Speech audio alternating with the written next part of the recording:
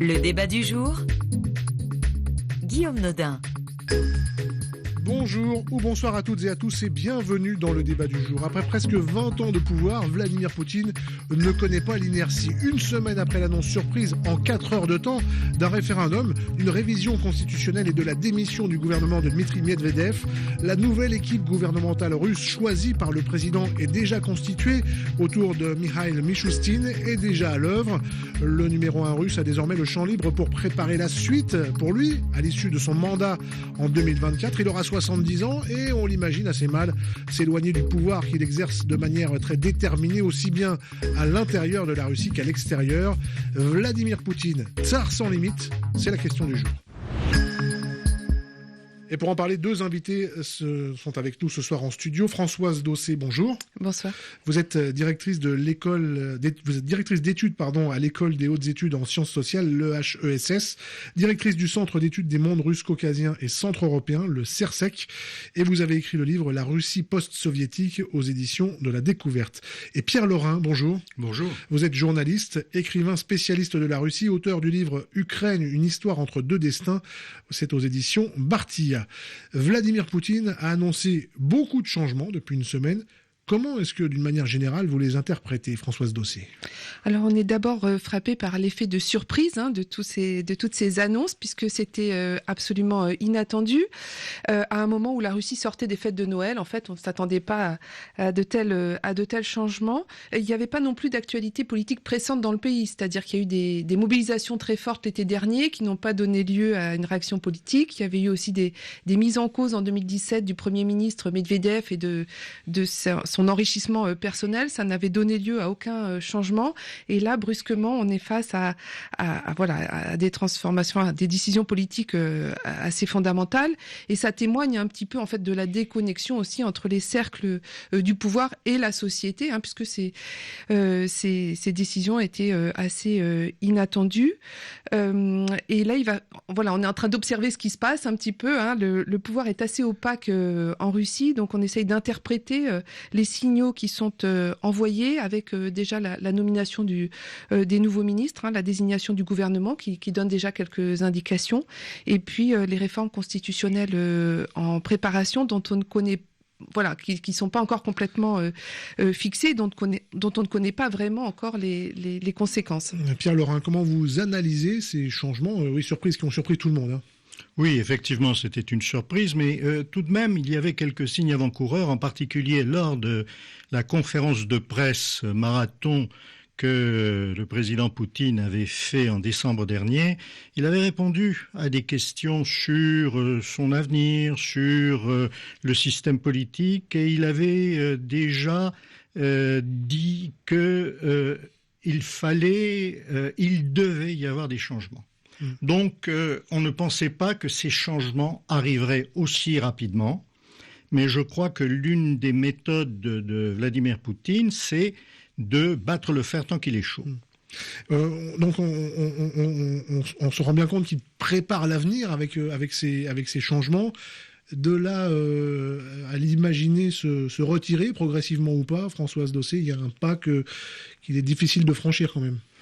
Oui, alors en fait, ce qui est assez frappant quand on observe là la composition du nouveau gouvernement, c'est qu'en fait, ce qu'on appelle les ministères de force, enfin le ministère de l'Intérieur, le ministère de la Défense, le ministère des Affaires étrangères, les ministres n'ont pas changé en fait. Ils ont été reconduits. Les ministères régaliens, c'est toujours les mêmes. Voilà, donc ils ont été reconduits à leur poste, ce qui signifie qu'il n'y a pas de tournant politique majeur dans le pays et que la politique en fait de souverainisation qui est à l'œuvre déjà depuis de nombreuses années est réaffirmée. Donc on peut pas attendre à court terme, il me semble, il n'y a pas d'espoir d'ouverture du jeu politique à court terme, puisque ces acteurs des ministères de force restent les mêmes. Donc en fait, ceux qui ont changé sont surtout les responsables de la politique économique et de la politique sociale. Et visiblement, l'enjeu est bien là, sur les questions économiques et sociales, probablement dans la perspective des élections. élections législatives de 2021, le pouvoir doit, se réintéresse à la question sociale, notamment pour essayer de se réconcilier avec une partie de son électorat. Alors même si les élections sont très contrôlées en Russie, hein, on a bien vu l'été dernier à Moscou qu'une partie de l'électorat échappait quand même au parti Russie Unie, et je pense que c'est un élément de réponse actuellement. Pierre Laurin, on annonce des réformes ou des cadeaux sociaux qui pourraient coûter cher. C'est effectivement un objectif, hein, de jouer les un peu plus gentils avant les élections? Je crois que ça va au-delà. La Russie se trouve aujourd'hui confrontée à un défi majeur, c'est celui de la démographie.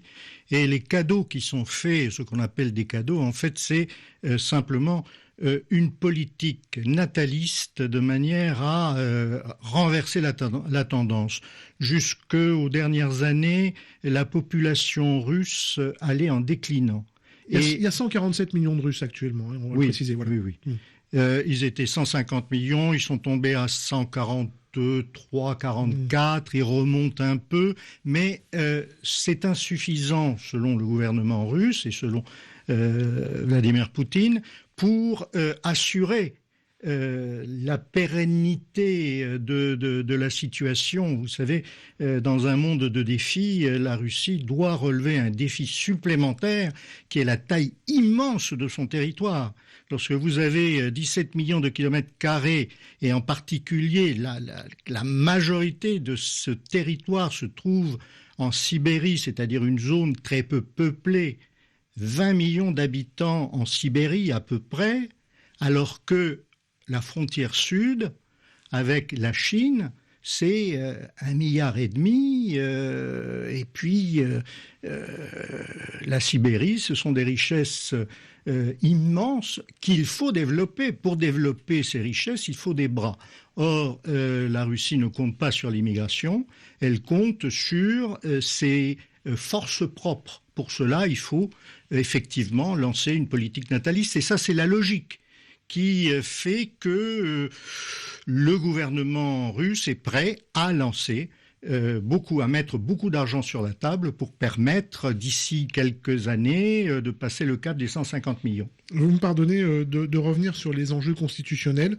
La limitation à 2 mandats de président au total, ça signifie qu'il va quitter la présidence à terme, lui qui en est à son 4e. Comment est-ce que vous l'interprétez, cette réforme annoncée, Françoise Dossé? Alors c'est vrai que cette disposition est presque ironique, hein, quand on sait comment Vladimir Poutine a joué lui-même avec les termes de la Constitution, hein, puisque dans l'esprit de la Constitution et des constitutionnalistes qui ont écrit la Constitution en 93, il était presque évident, hein, que les mandats étaient limités à 2 mandats par président.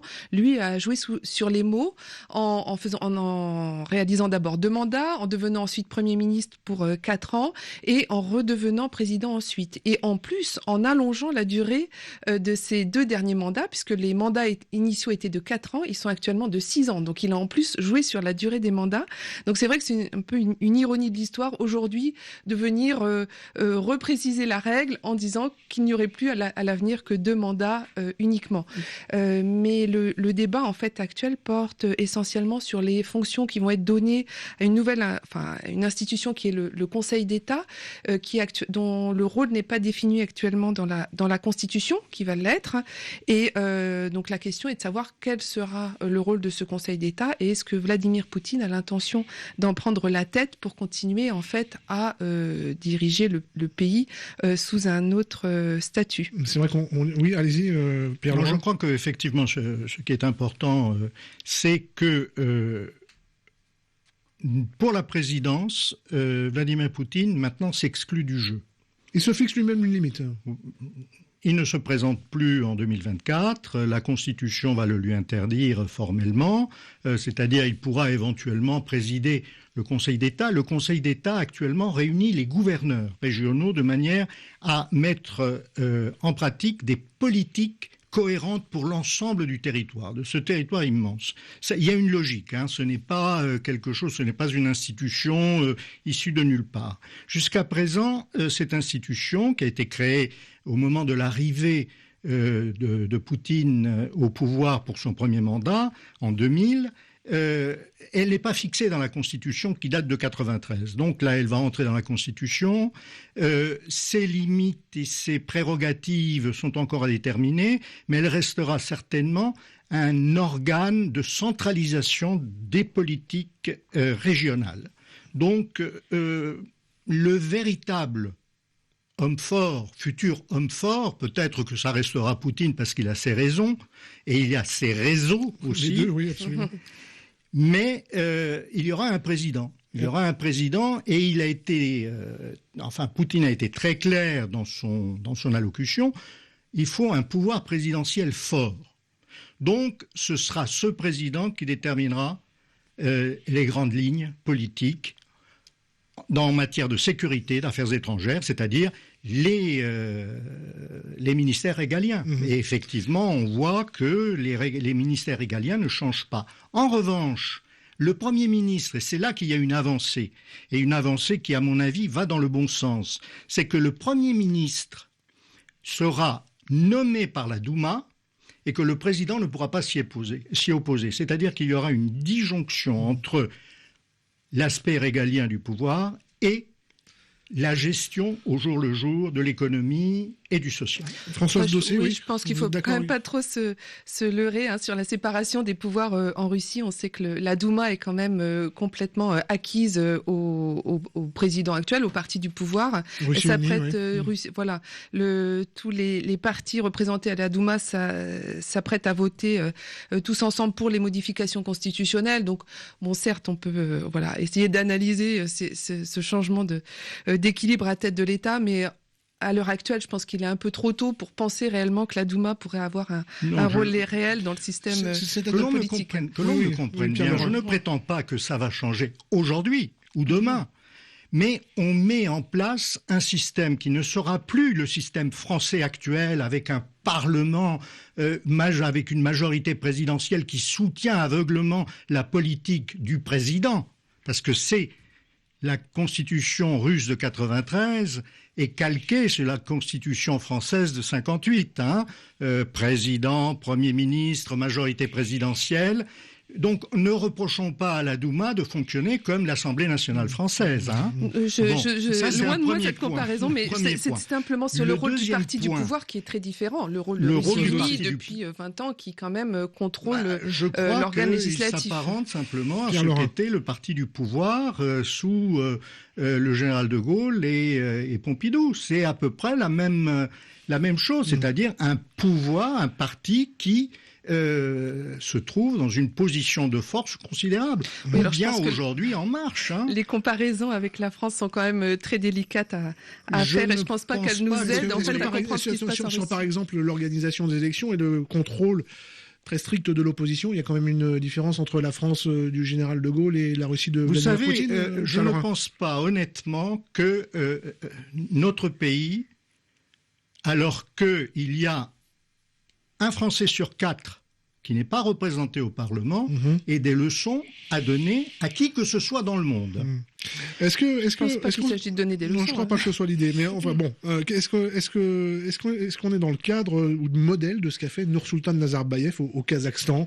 Il n'est plus président, après des années de présidence, mais il continue de diriger le Conseil de sécurité de son pays et le parti au pouvoir. Est-ce que ça a un peu mis la puce à l'oreille de Vladimir Poutine, ça, Françoise Dossé? Alors effectivement, c'est une comparaison qui est souvent faite, qui est probablement pertinente, c'est-à-dire que dans un certain nombre d'États post-soviétiques, le défi est le même, c'est-à-dire réfléchir à des formes de transition politique après le départ de l'homme fort qui a gouverné pendant très longtemps. Et ces hommes forts, malgré tout, ne sont pas éternels, donc se pose la question d'organiser leur succession. Et c'est vrai que le modèle élaboré par Nursultan Nazarbayev au Kazakhstan a peut-être servi de modèle effectivement pour ce qui est en train d'être élaboré à Moscou, même si là aussi la comparaison est très délicate puisque le système kazakhstanais est assez quand même différent du système russe. Pierre-Laurent voulait ajouter quelque chose. Oui, je crois qu'effectivement il y a... Mais vous savez, le problème c'est que lorsqu'on se trouve dans une situation donnée, le nombre de solutions pour sortir de cette situation n'est pas infini. C'est-à-dire qu'il est normal que l'on trouve à peu près des ébauches de solutions équivalentes ou parallèles ou qui se ressemblent, même si les situations données ne sont pas exactement les mêmes. Ce que je crois profondément, c'est qu'aujourd'hui, la Russie se trouve à, à une bifurcation. Elle peut choisir une voie qui serait celle qui a été suivie jusqu'à aujourd'hui, c'est-à-dire pouvoir présidentiel très fort et rester avec un parti qui écrase tous les autres, ou bien évoluer peut-être vers une situation un peu plus normale, c'est-à-dire abandonner le système qu'on appelle le système semi-présidentiel avec un Premier ministre, etc., pour venir plus ou moins un système parlementaire à long terme, c'est pas pour demain. Mais l'ébauche est là. Un Premier ministre qui est qui est élu par le Parlement et qui n'est pas révocable directement par le président, c'est quelque chose qui introduit le jeu des partis. Alors, à terme, je crois que c'est ça c'est le but recherché, à terme. Néanmoins, Vladimir Poutine est toujours président, il est même fermement au pouvoir en Russie. Est-ce qu'il va, à l'occasion de cette période, je ne sais pas si on peut déjà l'appeler de transition, est-ce qu'il va tester des successeurs potentiels ? Françoise Dossé. Alors oui, enfin c'est possible, mais comme je le disais, ce qui se joue au niveau des élites est assez déconnecté de ce qui se joue dans la société. Donc il y a assez peu d'écoute au fond pour les difficultés, ou les mécontentements qui montent dans la société contre ces politiques qui sont mises en place depuis plus de 20 ans. Ce qui est surtout frappant là dans les axes politiques qui sont donnés, c'est la volonté de relancer ce qui s'appelle les projets nationaux en Russie, qui en fait ressemble un peu curieusement à ce qui pouvait s'appeler autrefois les plans quinquennaux, c'est-à-dire qu'ils sont prévus sur une durée de 5 ans, 2019-2024, organisés autour de grandes thématiques, donc il y en a 3. C'est une culture qui ressort, c'est ce que vous êtes en train d'essayer de... C'est-à-dire on est toujours dans une vision extrêmement volontariste du développement du pays par le haut, sans forcément tenir compte des besoins ou des nécessités qui s'affirment par le bas. Donc c'est toujours cette vision centralisée, très volontariste qui s'impose. Et donc les 3 projets tournent autour de ce qui s'appelle le capital humain. Il y a un autre projet qui porte sur ce qu'ils appellent la vie confortable, qui porte sur les routes, l'écologie, les questions de logement, et un dernier sur la croissance économique. Et en fait, c'est un peu l'un des paradoxes en Russie, c'est à la fois d'avoir cette vision extrêmement volontariste du développement du pays, tout en essayant de s'insérer dans les cadres du marché, de l'économie de marché. Donc il y a visiblement une tension là très très forte entre ces plans de développement et les nécessités de l'économie de marché. Pierre Laurin, absolument, tout à fait d'accord, mais je crois que l'Union soviétique s'est effondrée il y a 30 ans, 29 ans exactement. 1991, absolument. En 30 ans, on ne forme pas une population à connaître autre chose que ce qu'elle a connu pendant les 70 années précédentes. C'est impossible. C'est impossible. Il n'y a pas de génération spontanée dans aucun pays du monde de gens capables de faire fonctionner une économie différente. Il y a eu un temps d'adaptation qui était très difficile, les années 90, où effectivement le président Yeltsin, entouré d'une équipe d'économistes libéraux dont faisaient d'ailleurs partie ceux qui tournaient autour du maire de Saint-Pétersbourg, Sobchak, y compris Vladimir Poutine, ces gens essayaient de transformer le pays, de faire une économie de marché comme la nôtre. Évidemment, ils n'ont pas réussi parce que les pesanteurs étaient trop importantes. Et depuis 20 ans, on essaye, tant bien que mal, de créer une situation un peu différente qui permet effectivement une autre économie. Ce sera le mot de la fin. Merci Pierre Laurin, merci également Françoise Dossé d'avoir participé à cette émission.